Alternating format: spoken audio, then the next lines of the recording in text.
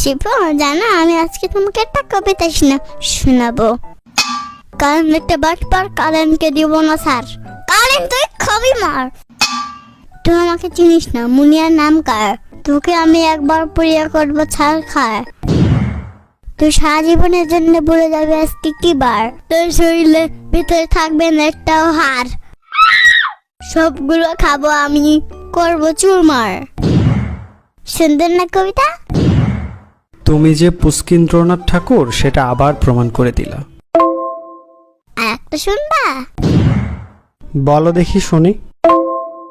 বলবো না, হে আমার জি হে। কারণ তো অথচ প্রেম করছে তুমি, অযথা প্রেম করতে পারো না শিপু।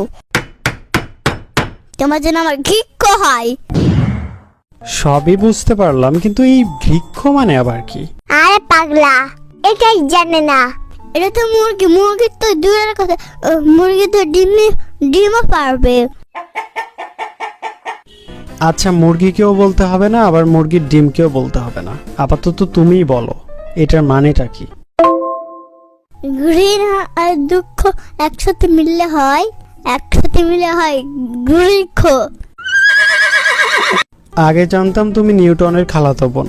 এতদিন শুনে আসছি তুমি নাকি রবীন্দ্রনাথ ঠাকুরের ছোট বোন, পুষ্কিন্দ্রনাথ ঠাকুর। কিন্তু এখন দেখছি তুমি তো ব্যাকরণবিদ। না, আমি সোজাকরণবিদ। আচ্ছা ঠিক আছে, মানলাম তুমি সোজাকরণবিদ। এবার বলো, বিদ্যুৎ নিয়ে কি যেন একটা বলছিলা। বিদ্যুৎ প্রেম করতে পারছে। হব তাহা? তুমি অথচ প্রেম করতে পারলো না। আরে ওইটা হব থাকা না, ওইটা হতভাগা হবে।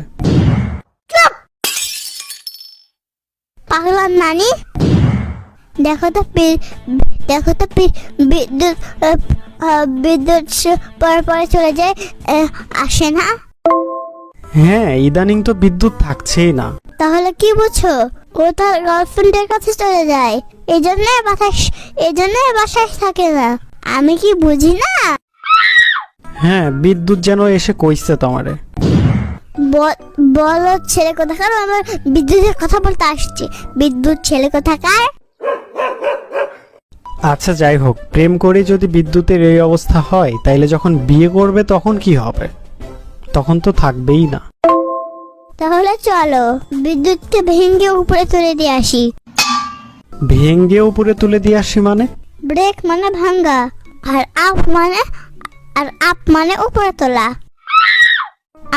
আমরা ওদের ব্রেকআপ করে দেবো। আমরা ওর